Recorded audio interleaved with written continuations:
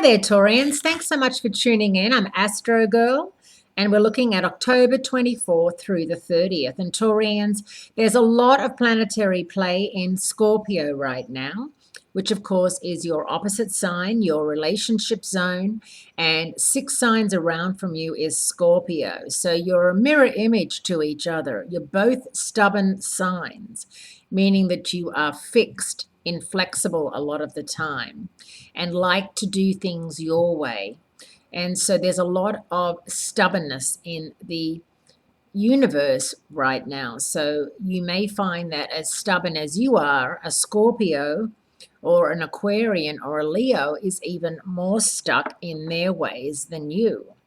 In olden times, Taurus, map makers labeled the uncharted and dangerous parts of the map or the world with the phrase, "Here be dragons." Now, very Game of Thrones. And this week could be labeled with exactly the same warning. In fact, it's one of those weeks when there's going to be so much intensity that you're going to have to really pick and choose what you do and who you do it with.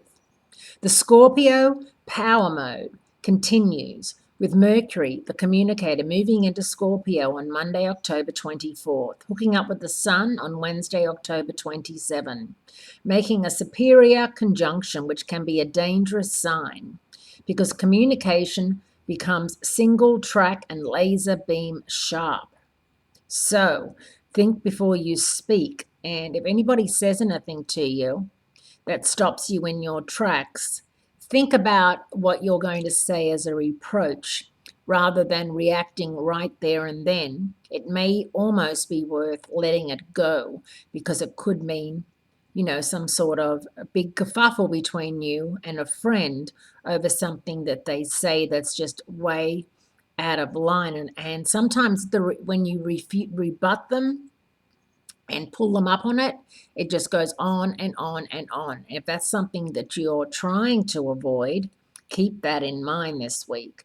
Mercury and Scorpio can be fertile soil for mysteries and intrigue, as well as people discovering that their partner is having an affair or a flirtation or something along those lines. It's when the private detective in all of us puts on his trench coat or her trench coat and goes out looking for clues, and if there's anything to be found, finding it.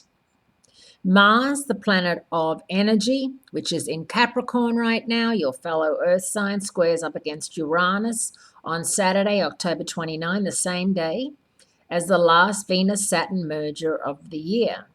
Because Mars square Uranus is likely risky business on steroids, this poses a huge temptation to believe that the only way to live a meaningful life is to experience life on the edge. Now, that's not something that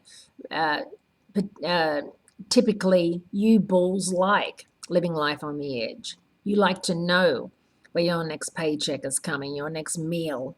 You like to know these things. Living on the edge, to me, means, just chucking it all in and getting in a combi van and traveling and all that sort of thing, and just, picking up odd jobs here and there and not having anything stable. That's fine if you're, 20, 22, 23, but if you're any older than that, you realize how important it is to have stability in life. So living on the edge might not be something that appeals. Because the same energies that are seductively thrilling also happen to be unpredictable, volatile, and even destructive, this may be a time to take a few deep breaths and give this particular dragon a pass for those of you who have been thinking of chucking it all in. The Venus-Saturn conjunction is in Sagittarius, which puts a temporary damper on those looking for freedom in love, sports, or travel, because Venus and Saturn are duking it out in the free-flowing sign of Sagittarius. But Saturn will win that contest. An intense Scorpio new moon, Sunday, October 30th, rounds out the week by signaling that an ending can also be a new beginning. So there's a new moon in Scorpio over the weekend, which is great for those of you who are starting a new relationship or need it to do a bit of a tune up in the one that you're in, leave it till Sunday to do that. Have a fabulous week.